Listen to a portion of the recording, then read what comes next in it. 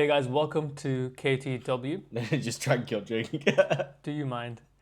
Welcome back. My name's Ibrahim, My name's Matt. and we all know just how harmful phone addiction is for you, right? Like, it's killing attention span, it's making us more disconnected by being online all the time. But just how bad is it really? So we pulled up some stats, and some of them are kind of alarming. I was surprised by some of these figures. So we're going to dive into some of the consequences that spending so much screen time has on not just adults, but also children and the knock-on effects of that, some of the root causes for this. And what was the other section you worked on? It's a brain rot. That's pretty much it. So we were talking about brain rot, and then I've got a little pop quiz for you. Oh, right, that's the pop quiz. Excited for. Got it. And also, like, picking up on like non-verbal cues and communication skills, how damaging technology is for that. I didn't even think of that. That's a good one. Okay, let's dive in. So, what's the longest screen time you've ever had in a day? I mean, I don't keep a track on this thing. I know it's bad for me if other things in my life are not in line. So, worst one is usually hangovers. If I'm feeling rough, then all I want to do is numb my brain with cheap entertainment, and I'll just scroll on my phone. Or if I'm ill, that's the other one. But outside of those two scenarios, my phone screen time is usually pretty low. I'm using it for filming at the moment, so the number is not indicative of how much I actually use it, but it's pretty minimal. What's the worst it's ever been? Probably like 8 hours. Yeah, but like, was that separate to you being ill or being in No, like a rot? that's only when I'm ill. Have you ever been in a situation or a period of your time where you felt addicted to your phone? Not specifically, no. That's very unusual. I mean, there's moments, sure, like, like, oh, I should probably stop now. There's been periods in my life where I've been on my phone for 6 hours a day, 7 hours a day. Okay. Check the screen time. Like when I was at like uni and things like that, I didn't really have much to do. Uni work is easy. You can just you couldn't really use AI at that point, but you can still find out little cheap ways to get past it, and copying people's work, things like that. If you're just sat at home, not really having much and not being challenged enough, that's a period where I found I was spending so much time on my phone. It's awful. 6-7 hours a day. Usually, you can probably correlate the amount of screen time you have with how the rest of your life is going.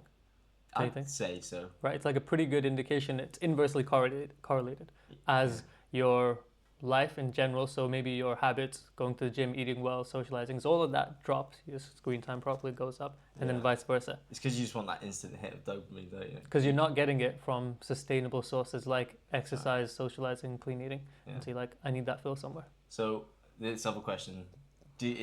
What's the first thing you do when you go to bed, and what's the first thing you do? What's the first thing you do when you wake up in the morning? First thing you do before you go to bed? Well, going to bed, I gotta set an alarm. That's it.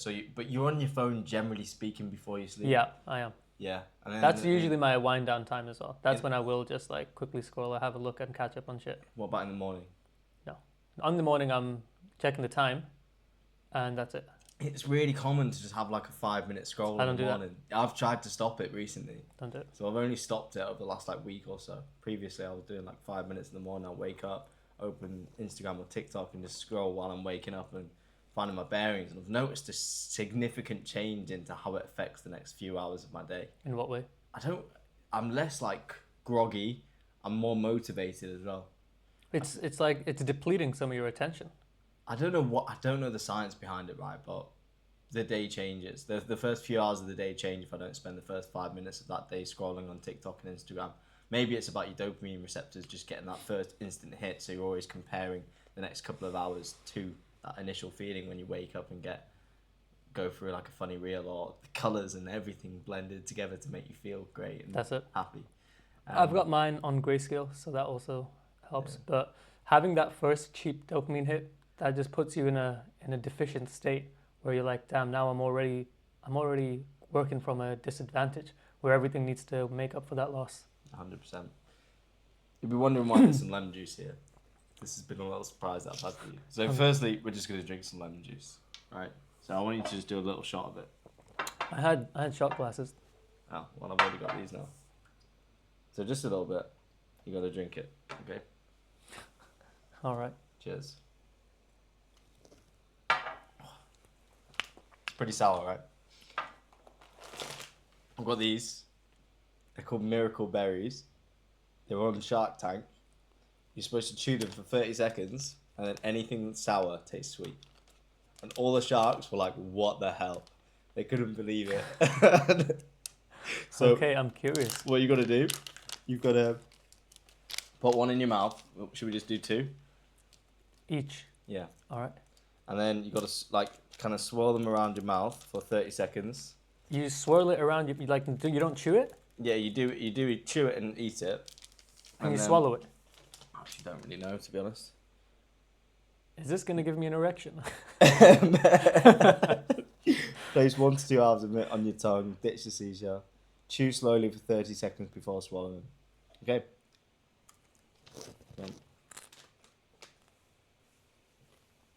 So you want to keep it on your tongue. A lot softer than I expected. I expected it to be chewy and. It actually tastes not too bad. So get it all around your tongue. It should be in your mouth for 30 seconds. So you were watching Shark Tank and you're like, let me try that. I was like, that'll be fun for the next episode. I want to see if it works as well. I like this little segment we can do in the pod where we review Shark Tank products. Mmm. Because I know sometimes they have some weird cleaning gadgets as well. Like, Cleaning the window. every episode we start with, let's review a Shark Tank product. Okay, I'm up for that. It'll be just so out of context. These are really tasty, actually.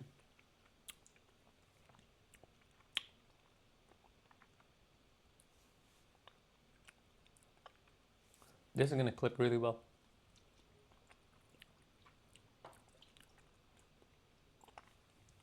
So, is this a successful product? Did they get the funding? I think so. Right, you ready? In about 30 seconds, right? I guess. I'm very intrigued. Not really. Maybe a little bit. It was. Hang on, the aftertaste. It kind of tastes nice. Oh, man. Tell me that's not different. I think because it's a juice, it goes straight down your throat, so you can. It's sweet.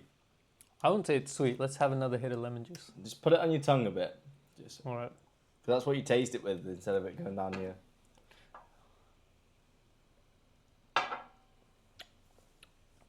Okay.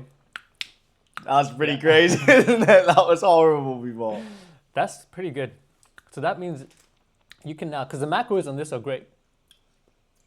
The macros and lemon juice. I'm not joking. I'm saying if you want to just be sipping on lemon juice all day, You could do. If you've and got if like you want it to taste good, I'm quite impressed actually. I wasn't expecting it to have the same effect. it's really good. Yeah. So was this expensive? It wasn't cheap. I think they were like £7 £7 for that little for baggie. this little bag. Damn. So someone's making a killing out here because they don't cost So anything. they're called magic berries. Like this is some kind of Miracle berries. miracle berries, huh? Yeah. Is that the genuine name for it? You can take one for Helen. You can get your flatmate to try and... No chance. Okay. Let the enjoyment begin. So what else are you eating that's sour? Nothing. I think it's going to have no functional purpose in my day-to-day life. I just thought it'd be quite fun. Because I'm thinking, apart from lemon juice, what else would you have it with? I don't think that's the idea of it. Like, you're seeing it from a very practical point of view. Yeah, I'm I thinking. guess if you give it to like a kid who's a picky eater and they want to eat something, Oh, here, Jimmy, have have some an asparagus and they just think it's like a lollipop. I don't think that's how it works. Well, I've got some asparagus. No, there's no. Anyway, moving back to. Thanks for that, Matt. Probably should have done that at the start of the pod. But anyway, we'll go back into what we're talking about. Diving into how It was a nice little, it was a nice little diversion from maximum screen time. It just led into that beautifully. For the one viewer that's watching through, they're like, why are they speaking about technology and brain rot? Okay. Anyway, so you're big on hitting the phone first thing in the morning, yeah? I'm trying not to. Hitting the phone first You know what thing you in could the do? morning is really It's- bad. My schedule's so tight in the morning. I don't have time for that. It's like if I'm rushed, I'm like, I gotta get out. I got shit to do. If I was to waste 5 minutes, it would throw my schedule off. I'm just late for everything. Oh, that's. See, that's I've noticed. It's a sign of intelligence being late. How do you arrive at that conclusion? Not being able to judge time properly makes you That's it. I've intelligent. spoken to you about it before, haven't I? We'll have to fact check it. Don't need to fact check it, mate. I know exactly what it means. It means you're disorganized. No. It means you lack prioritizing. No. It means you're really, really smart. That's what it means. Because you back your ability so much that you squash it into... We're getting off topic here. That you're so delusional you can't even judge how long it takes you to do basic tasks and turn up on time. Basic task of scheduling, something that teenagers have mastered. Maybe it's just that I don't really care about other people waiting for me that much. That's it. It's just abject disrespect for other people's time. Actually, I'm only late with you. Nice. And that's why this week's episode's late. Right, so... Can you pop that door for a sec, actually? We're Pop it. Yeah, because it's not coming in, so... Awesome. All right, take it away. Children's screen time up 52% between 2020 and 2022. Okay, so I've got some thoughts on what's going on here. Okay. Now, I'm looking at this as the downstream consequence of some bigger issues, namely parenting, right? So it could be that parents are uninformed about what damage screen use is having on children. I don't know if that's true. They're definitely not educated enough. People aren't educated enough about how detrimental technology can be to everything. So communication, your mental health, depression, anxiety, everything. If people were more aware of that, there's no chance these parents might let their children do 52% more screen time. But I disagree with what you said, to be fair. There's no way parenting's got 52% worse between 2020 and 2022. That's a contributing factor. Yeah, because I'm thinking, what is the general adult's well-being like over the past few years, right? What is the consumption of unhealthy food and bad entertainment? Basically, it's like if you're already zombified from eating poorly, not exercising, watching junk social media all the time, then how does that impact your ability to look after a child? Surely then you're not as vigilant about making sure your child is doing the right things. Maybe you're not as disciplined with saying no when the child is pestering you for screen time. You're just like, fuck, I'm tired because I just demolished this double cheeseburger. Fucking take the iPad, Jimmy. Pack of Skittles, 2 bags of Doritos. The easy thing to do is definitely just give them here you go, Jaden, here's your iPad. Shut the fuck up while you're out and about or while you're trying to do things at home. But I see sometimes parents walking around in the street and their kid is going to be 10 meters behind them. And I'm like, what the fuck is going on here? It's so... What, on technology? No, I'm speaking about just how absent-minded most parents are about their kids, right? It's like little Jimmy's walking 10 feet behind, the parents on their phone, they're crossing the road, no one's looking. It's like this kid is just a little side thought that they're doing alongside their normal life. There are some awful parents. I was working in a bar in Kent at one point and this guy came in, he used to come home with his kids, just get absolutely hammered. How old are the kids? You could tell 5 and 8. No way. Yeah, wait, the kids are allowed in the bar? During the day, yeah. Damn. So you're not allowed kids in the pub after 8 or 9 o'clock most of the time. Mm-hmm. So kids out now. Damn, that's got to be reported to it was sad, social man. services or something. Yeah, I probably should have said something. He was a nice guy, but you could see him snapping at his kids as well at times, especially when he'd had a few drinks. It was really, really sad. Do you think not everyone should be allowed to have children? How are you going to judge that? Yeah, I don't think some people deserve to have children, 100%. If you look at how some children are raised. You've seen documentaries of children literally kept in cages.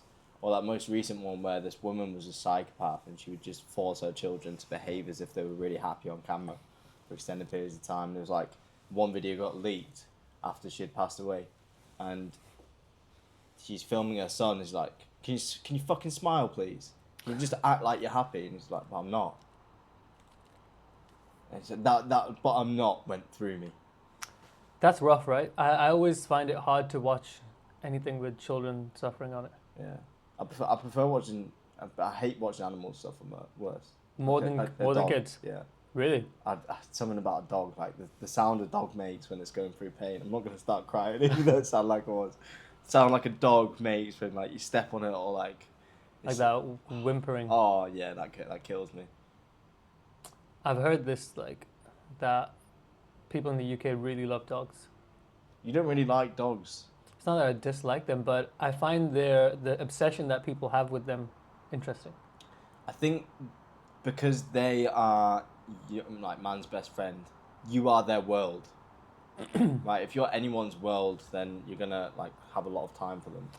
And from like this, the cynic in me thinks that British culture is not conducive to having strong human relationships, and so as a cop out, people love dogs more. That's interesting.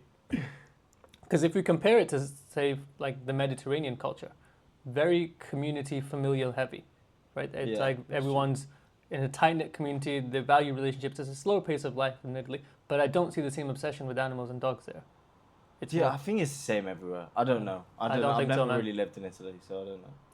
It's not. It's not something I've heard. I think But this is a. It's a very British thing. I think Brits have always been quite reserved people, right?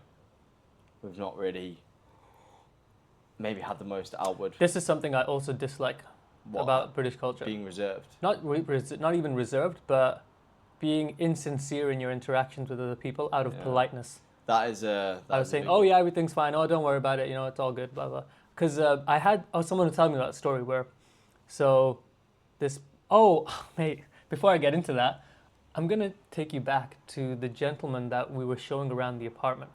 Yeah. Right. Now he Like turns James. up like almost an hour late, and I tell him, I was like, buddy, you're an hour late. Throw my schedule off. And you were like, I'll just leave him. It's no big deal. But if I had told him when he said, sorry, I'm late, if I said, oh, don't worry, it's okay, what does that tell him? He's like, oh yeah, it's no big deal. Next time I'll continue to do this behavior. Next time. No, but it's Like, like, you only had to meet him once. If it was someone that you were meeting, if it was like a colleague or a friend, I'd understand it. no, but it's like then when he next has an appointment somewhere, he's gonna be like, sure, I'll just be late because people don't really So you mind. did it for his best interest. Yeah, not only that, but it comes around. It's like everyone is feeding back into this loop where they're telling each other, don't worry about it, it's fine. Right? Okay. They're avoiding having that difficult conversation of being honest because that's the British way. The British way is to just smooth over everything and say, oh yeah, it's fine, no big More deal. so than other cultures. But I'm doing more and more now of just saying, no, this is not good. I'm not pleased with this. And so I want people to have that feedback so that they can change their behaviors. Otherwise, how are you expecting things to change? If you're unhappy about something, if you don't give someone the feedback that you're unhappy about it, how would they ever know to do something else? Yeah, I think it's important, to be honest. I think we're pretty good with it most of the time, with each other anyway. Like, if we don't think that somebody has a good idea, we'll tell them. But we agree with most things, which is where it's quite That's true. difficult. Yeah. So, We're getting really off topic here. We're talking about how children are having technologies. By age 12, almost all kids own smartphones now. so let's say you're a parent, God forbid, but you have a kid. Go on. A kid. At what age are you giving them a smartphone? It's going to be really tricky. I don't know. I'd like to think maybe like the later the better. Mm-hmm. You know But what I mean? like, there's a trade-off. Realistically, yeah. Because all their friends are going to have phones and they're going to feel isolated. So what are you going to say? You're going to be like, hey, Matt Jr., no, you still can't have a phone because I don't think it's right. You're It's going a difference between, because I've always liked to say, like, you should really, in a lot of areas, allow children to make decisions for themselves. Oh, that's a terrible idea. But the Children more you are- try and inhibit them from doing things or restrict them from doing things, you can definitely go. I think it's very easy to go too far the other way with it. If you create smartphones like this thing that they should just completely steer clear of and stop them from having it while everyone else has one, what do you think is going to happen when they get one? I don't know. Probably going to be a bit obsessed with it, right? Because it would have been deprived from having one for so long. So it's a tough question. I think it depends how much. If they really, really wanted one, I'd maybe give them an incentive to work towards it and get one, right? You mean literally labor for it? Maybe, yeah. Okay. See, the approach I would take is to gauge where the child's maturity and understanding is at. Okay. Right, I would think. Do you know what the The concept? 6 they want a phone. You gotta give me 6 years of intensive labour. I know. You were just like, yeah, as long as you can afford it, you can have it. So like, I think- little Jimmy's gonna as be I like, said, sure, I'll I get a don't paper know. round and I'll buy a phone at 9. No, that's an interesting idea about maturity level. It's like gauging. I guess that's what being a If you're parent. my parent, I still want that one. You may. I'd take your phone right now. if you had I think that's essentially what being a parent is about. It's using judgment to decide what's in the best interest of your kid. But a lot of parents get it wrong where they'll prioritize the short-term relief of not disciplining their child in the right way over the long-term consequence of having a kid who's just getting what he wants all the time. Did I ever tell you about the youngest billionaire ever? He's 25, the creator of Snapchat. Yeah. His parents didn't give him a computer until he built one. He was like, I really want a computer. He was like, when he was growing up, he wasn't allowed any technology. They said, I'm going to get you any technology, but we'll buy you any book that you want. Have any book that you want, but no technology. And he was played in his uncle's computer, and he was like, I really, really want a computer, Mum and Dad. And he was like, okay, if you build a computer, you can have one. How gangster is that? That's cool. Yeah. So something along, I think there's creative ways to, like, even by saying you're not allowed technology, but you can have any books you want. Like, that's kind of like a nice, it's genius parenting in my opinion. It's called tact. Yeah. Right? It's not having the black or white line all the time. It's thinking, all right, I don't want to be a tyrant here and just lay down hard rules all the time. I'm going to work with you. If you want some entertainment or something to do, let's figure out something healthier than just scrolling on your smartphone. And he credits all of his success to them. That's awesome. I mean, it's hard to think of a scenario where someone's success isn't massively influenced by their upbringing. Sometimes it can be an upbringing that is so uncomfortable that it drives your success. It's true, but it's still influenced by it massively.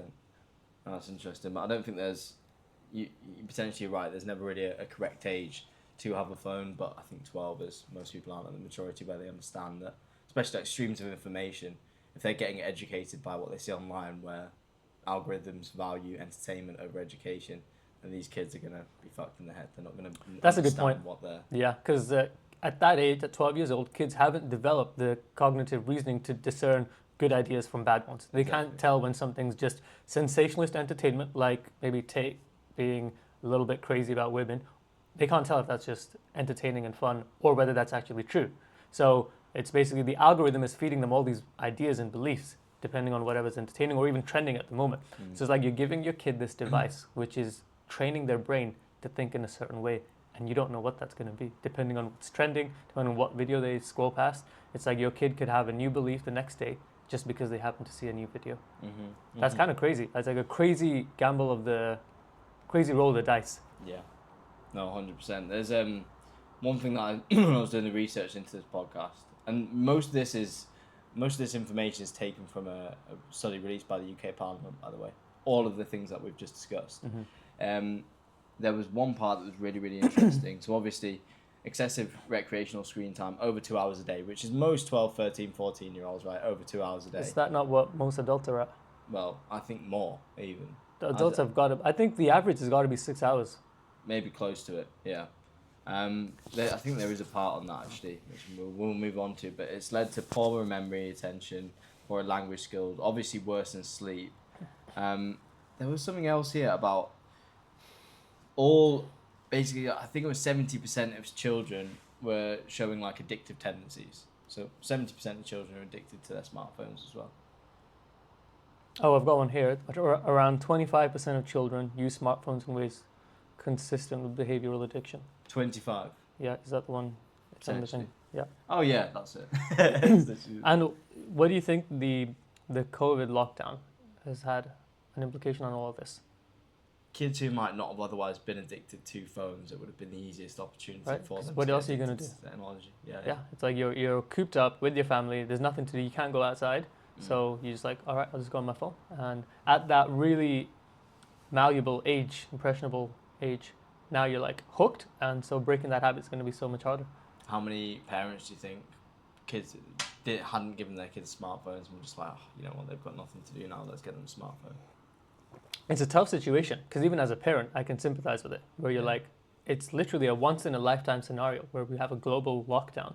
How am I supposed to like help this kid through it? I guess I'll just let him have the one thing that's going to provide solace. Well, also, one of the benefits about technology is that you can communicate with people online. Oh yeah, so you can stay in touch with your friends. Exactly. So yeah, I do sympathize with how difficult it must have been at the time and what the consequences of that now are if you spend, I don't know, like a year, 2 years inside, not developing social skills and just scrolling on your phone. I think it's really important for most families, which I see less and less and hear about less and less, is having food together around the table. Something that we always did. I imagine you did as well. Yeah, it's a cultural thing, right? Yeah, I'd agree. I think it was a part of all cultures though. It was a part of all cultures. Yeah. Eating oh yeah. around, you know, it's not, now obviously cultures have changed. However, having food and just releasing your mind from technology, having conversation with people. There's actually a god in I think it's Greek mythology. Stephen Fry talks about who's the god of the hearth. That's when you have you sit around a fire and have conversation with people, and that's been completely disregarded in modern society. Having conversations and nothing else but conversations for a sustained period of time, even every day, that would have been a normal thing to do. When was the last time you sat without alcohol with a group of people and just had a conversation? It's rare nowadays. There was a literal god that was worshipped dedicated to that. It is weird. It's like we spend more time socializing with people online, and as a result, less time connecting with people in real life. Yeah. It's had an inverse effect. And it's all, how long have humans been alive for? Hundreds of thousands of years? Something like that, yeah. And this is all within like 100 years. But I see this as the people who continue to live in the real world, who continue to socialize and put themselves out there, are now going to far outcompete everyone else. Just because of your ability to understand people, to engage with them. It's like, sure, things are going online, but the people who can engage and interact with each other physically, effectively, are still going to come out on top. Yeah, because, well, it depends where AI goes. Obviously, with sales and things that we've both done, elements that are really important when you're trying to establish yourself, whether it's an entrepreneur or in any job, you've got to be able to sell yourself, whether it's at the interview stage. One thing that I've been thinking about is sales and AI as well. And do you think, obviously we're not there yet, do you think AI will ever take over sales, or do you think that face-to-face human interaction is just too important? It's becoming less relevant. I'm looking at online really complex systems that have no human input, and you can sell like crazy numbers of products and volumes without any interaction from Really? someone physical in there. So it's like the technology's there, but within certain industries, you're always going to need a face-to-face. Like if you're doing something especially high-value product, so maybe you're doing like luxury goods, maybe watches, planes, yachts, something like that, you're going to want someone to speak you through it, because the value of the goods is high enough that the cost of having a person there offsets it. If you're buying a 10 million yacht, 100% you're going to have a physical person there to talk you through it, because It's almost like etiquette. yeah, and it's like the trade-off for the cost is worth it. Because let's say even at the moment, you can have thousands, let's say a $10,000 product, be sold completely without human interaction, because it might not even necessitate it, because all the information's there, you can read it and you're like, that's fine, I can buy that. But it gets to the point where something is so expensive, maybe in the 100K mark, where you're like, I really need to speak to a person here. Not only to give me the confidence in what I'm buying, to reassure me that everything's here and answer my questions, but really it's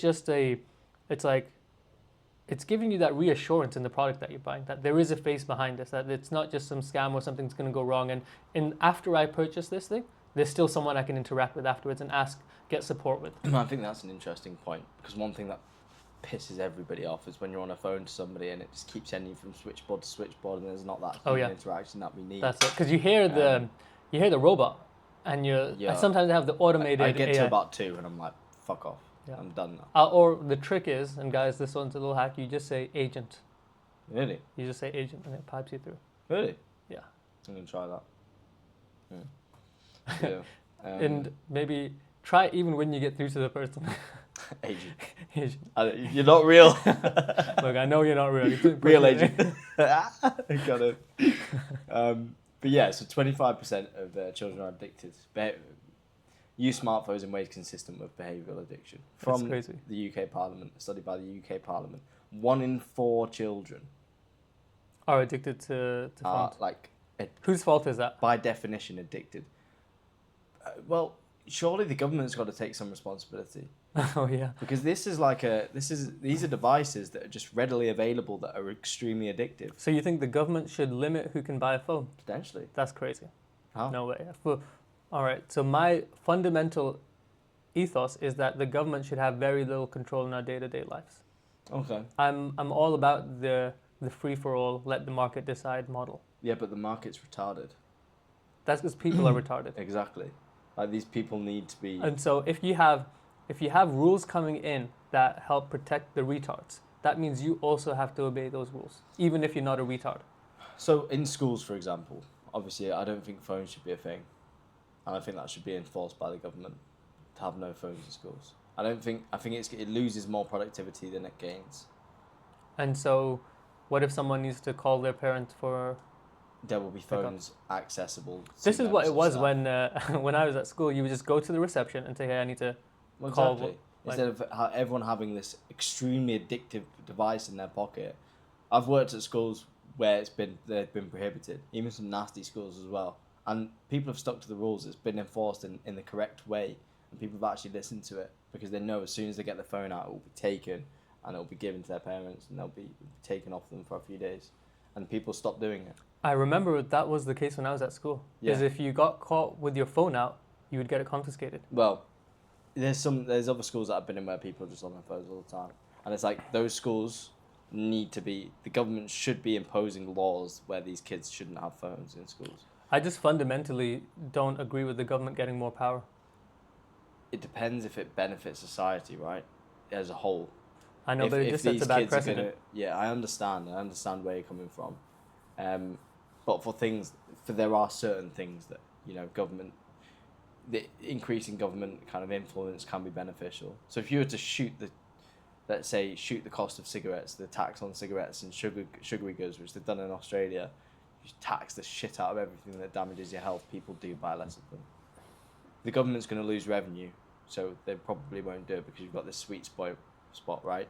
So a pack of cigarettes is 14 quid, but you can get rollies, which are cheaper. People can still afford them.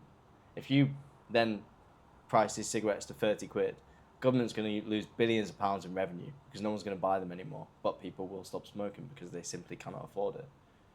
So the government can and should influence things to a certain degree because it can benefit society. Same with phones in schools. These kids that are on their phones and getting distracted and having these problems which lead to memory loss, poor memory, poor language skills, worsening sleep patterns, if they're removed from their phones even for an extended period of like 5 or 6 hours a day when they're at school, that's only going to have positive effects on them and therefore society, because these kids will be landing better jobs and be more active members of society. I can't think of a downside to not having kids allowed phones in schools. It seems like there's no real downside to it. Yeah, that's what I mean. But the government has the power to enforce that. Because the argument is, they won't be able to use this technology to do all the research. Computers, when they need them, even if you get like iPads that are restricted to not having social media and things where you can message people on, I've seen things similar to that. There's ways around people not having these devices that 1 in 4 children are clinically addicted to with them in their pockets all the time. That's true. Having them withdraw that could be really beneficial, potentially. We're coming up on 1:15. Oh wait, keep it rolling, man. All right. We'll give it 10 because I'm getting peckish. Yeah. Okay. We'll give it 10. Well, we'll skip. Have you paused it? No, we're good. All right. Well, let's move on to the pop quiz. So Okay. I've got this. So don't read this. Okay, let's go. How many hours per day does the average American adult spend on digital devices, phones, computers, or tablets? I want to say at least 6. So we've got A, 2 to 3, B, 4 to 5, C, 6 to 7, or D, over 7. 6 to 7. It's actually over 7 hours. No way. Like almost a working day's amount. This is including kind of the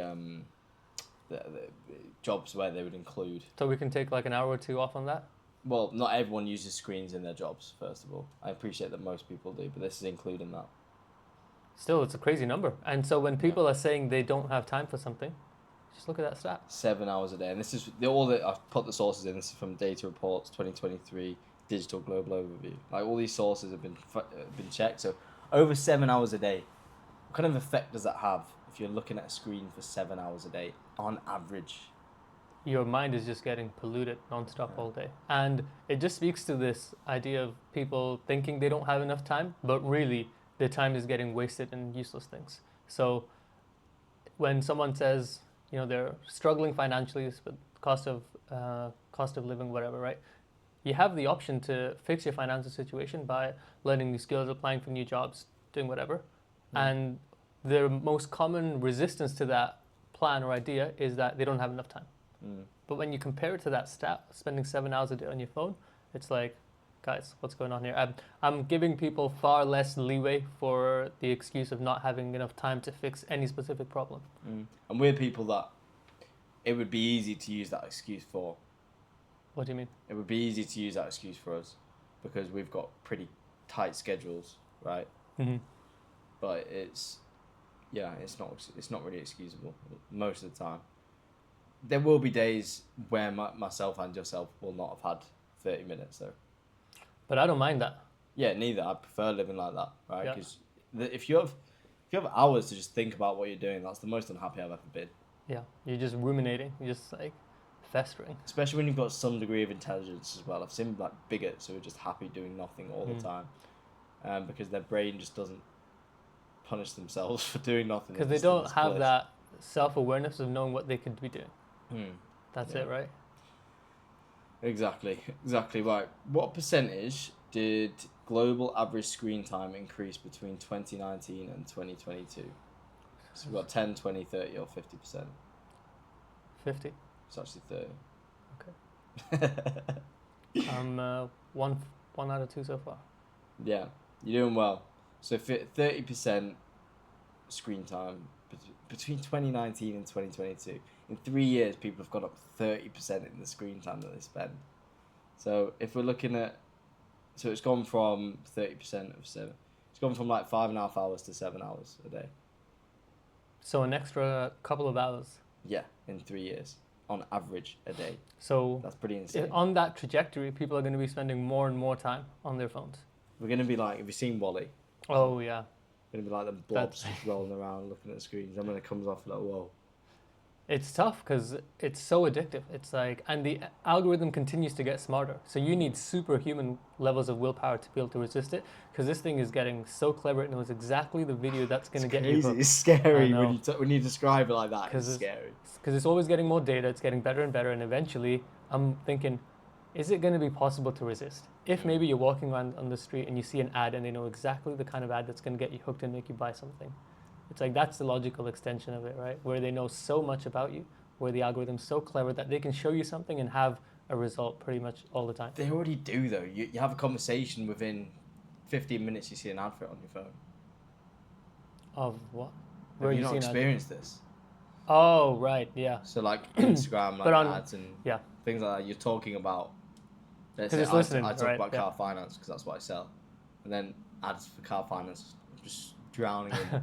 And that is wild because I don't search anything to do with car finance on my phone, which means that it must be listening I know. to what I'm enjoying doing, or certain things. What percentage of teenagers report feeling addicted to smartphones? Do I have multiple choice? 15%, 30%, 50%, 75%. 50%.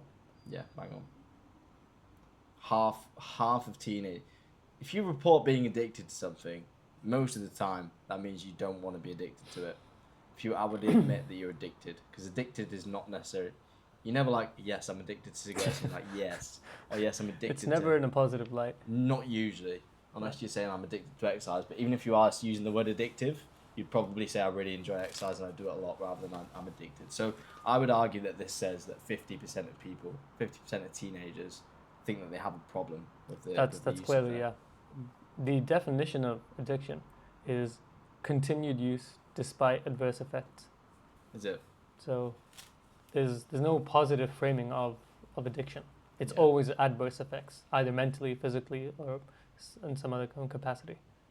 Can the positive effects outweigh the negative effects though? Say you go and do exercise and you get negative effects from it, from exercising so much, but you get so many endorphins and positives from it as well, it's worth it. At some point, the physical damage, because it's adverse, would like reach a breaking point where something would go. Yeah, and your mental would therefore suffer as well. Yeah. Okay, yeah. So 50% of people report. So it sounds like it's such a widespread problem that why is no one dealing with this? That's what I mean. Half of half our teenagers.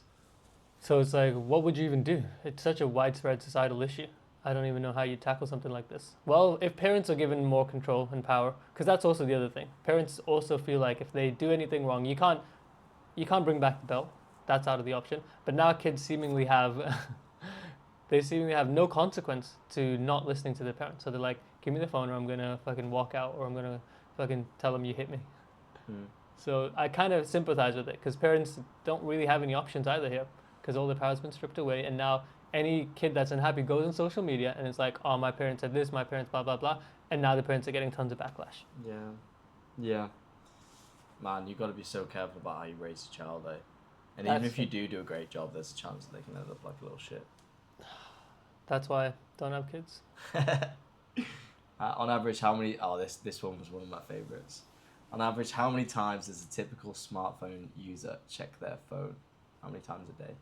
So we've got 20, 50, 100, or 150 plus. Let's say I'm thinking it's at least a few times an hour. A week, 16 hours. 30, 50. So what are my options? 20, 50, 100, 150 plus. Probably 100. 150 plus times a day. Typical smartphone user as well. This is from a massive study which I actually checked out in 2023. I've heard so when you're working on a task or something and then you check your phone, apparently it takes you 20 minutes to fully dial back in to the work that you were doing. And this was the same in education when there's a disruption due to a smartphone. They said 20 minutes as well. Yeah, so that's crazy. It's like you're trying to do some work and then I'll have my phone out of sight now because it's this weird. It's like a tick on. If I can see it in my visual field, I'm like something pulls me towards it because check your pockets or something. My brain knows if it just looks at that thing and scrolls, it's going to get a little dopamine hit. Yeah. So now I have to anticipate that and I'll put it out of sight away so that there's no way I can pick that thing up. Because it is so easy. It's like a hack that the human body has discovered where before, during like prehistoric times, to get dopamine, you would have to work for it. Either hunt your food, go exercise, have sex, whatever, right? It required expenditure of energy to get dopamine, which is how your natural body works. You got to expend to get the dopamine. Now, zero energy expenditure, literally flip the phone, dopamine. That's the danger of it, isn't Dopamine, it? instantly. So unnatural. 150 plus times a day. That's wild. That's crazy. And it makes you think, like, what are the knock-on effects of people not being able to focus on things now? Because maybe now you can start imposing like crazy laws and rules, regulations, and people are going to be like, I can't really focus or think or concentrate on problems long enough to really contest it. It's like people are getting zombified, their attention's getting fractured, and now they become much more pliable.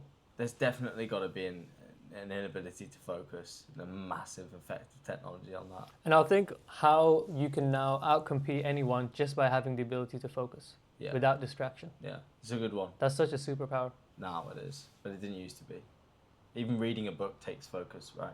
Yeah. A lot of people, why would you read now? Do you think you could do no phone for a week? Should we try it? I mean, I use it for recording, but I could just like take the SIM card out. Why don't we keep each other's SIM cards? No, because then you got internet. So you got Wi-Fi, right? Yeah, we'd have to swap phones completely. Swap phones? Yeah. So I'd keep your phone locked away in my room. Oh, I wouldn't need you to take it. I would just put it away. That would be the best way. But I'm saying, like, practically, it's such a necessity to my day-to-day. That's the problem, which is where my business idea came in. I don't know if I've told you about this. About the minimalist phone? Yeah. Yeah, it's dead, man. No, it's not. It's going to come out. I'm not going to do it, but it'll come out. Because I told my mum about it when I went to Inverness, and she was like, oh, man. I mean, it has potential. Recently, there's been people who have been looking into this. It's got potential, but yeah, just the Trust capital expense on it is going to be crazy. Yeah, that's for R&D alone. I don't know, maybe there's something already out there that you can white label. It's just not been marketed correctly yet. If we get an existing product on the market, then we package it up nicely with some new marketing. Or pre-sell. Is that legal? What? It's called white labeling. So a lot of Chinese manufacturers have products. Most common, it's done with things like supplements, where the factories will produce it, and then a brand from here will. This is essentially what I do. Like L-carnitine supplements or like turmeric. Or creatine or whatever, right? It's like you don't want to like set up a new manufacturing production facility, so you just go to someone who's already producing and say, I want to white label your products, and they just print your label over it. Interesting. So you can do that with tech as well. You can do that with existing products. So most commonly, people do it with things like cables and accessories, like headphones. There's already a company manufacturing, and they'll say, put my logo on your products. And then they'll come up with some sick branding. Beats did this for a while. Did they? When they started out, they basically got cheap Chinese shit, and they just did some new marketing on it, got some new colors and brands. And when reviewers are opening it up on the inside, they're like, this is just some cheap manufactured garbage comparable to something you'd buy on like Temu or something. But since they got all that money coming in from their amazing marketing and the partnerships, they basically put that all into R&D to then make bespoke, high quality products. Interesting. Pre-selling would obviously work as well. We were talking about that earlier. But then your marketing needs to be really good. That's it. It needs to be top notch. So But that would be awesome. And it would be hard to gain an investor's confidence in a product like that without having, some without no proven- experience, without Yeah. demonstrated market demand, it's a lot of boxes to That tick. would be hard. But you wouldn't even need investors. You could just do straight to public with crowdfunding. So I've seen people come up with a product like this, and then they'll pitch it to the public. They'll come up with like a marketing video trailer to say, hey, here's a reason behind it, here's what we're planning and envisioning, and people will start buying it, and you'll hit like a threshold, like a funding goal, and it's just individually funded by people wanting to purchase it, pre-purchase it. So you can hit your 500k, 1 million goal, and once you hit it, somebody places an order and then you pay the manufacturer.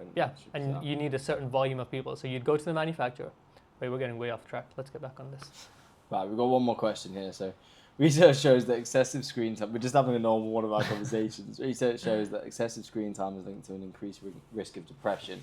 What is the estimated risk increase? What is the estimated risk increase for heavy social media users compared to light users? Increase in what? Depression. So it's either 10%, 27%, 50%, or 70%.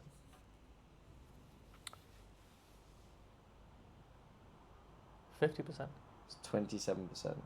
Damn. So you're nearly a quarter more likely to be depressed if you use your heavy phone use. And how many people felt addicted to their smartphones? Teenagers, 50%.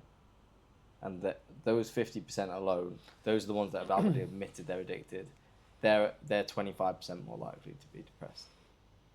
And so you've got people now popping antidepressants, going on all this kind of medication to try and cure it, when really the root cause is too much smartphone. Put that thing down. And I don't think it's spoken about enough at all. I think people make jokes about like, I should use my phone less. But this is a deep-rooted issue in society now. I think we can agree on that, having read some of these statistics. It was always an issue. I just didn't realize how bad it was with the numbers, because it's not something I personally suffer from, so I don't really feel its consequences. But yeah, based on those stats, it sounds bad. I think it's you can understand why it is the case as well, with them being as addictive as they are. I think it's easy to see how it can spiral into such a dangerous thing. And you don't get taught how to manage it. This is like, you've been given this almost like drug-like substance, and you're like, here, have fun. Yeah. No one's like, make sure you limit your time. Try grayscale screen mode. Make sure you don't have apps on it all the time. No one says, they don't give you the tools or the skill sets to manage this highly addictive product. I'd be interested. Do you remember like PSHE in school? Where you did like talk about sex and shit like that. Okay, yeah. I wonder if they speak about technology now. That could be cool. Did you not do this at school? What, talk about technology? No, we talked about like how to put a condom on and stuff. Did you have to give that class? No. Oh, I thought you meant as a student. No, as a teacher. Thankfully not. Through my worst nightmare. I know.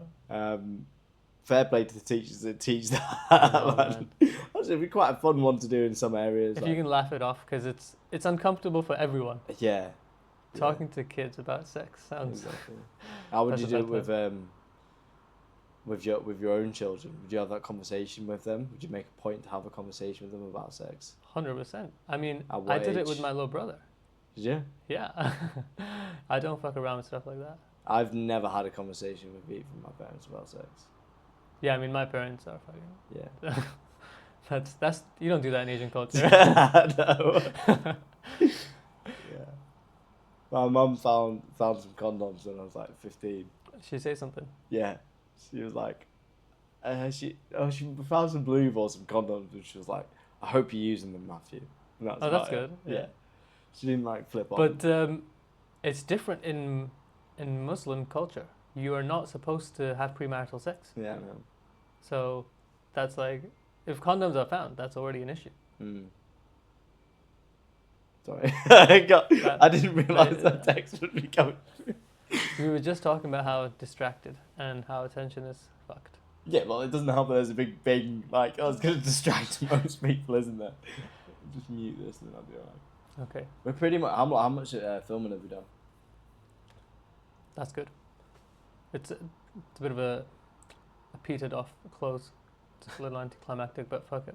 No I'll one just- watches the last 30 seconds, bro. All right, well, let's find out. If you're still watching, write in and we'll send you a check for £1,000. Yeah, agreed.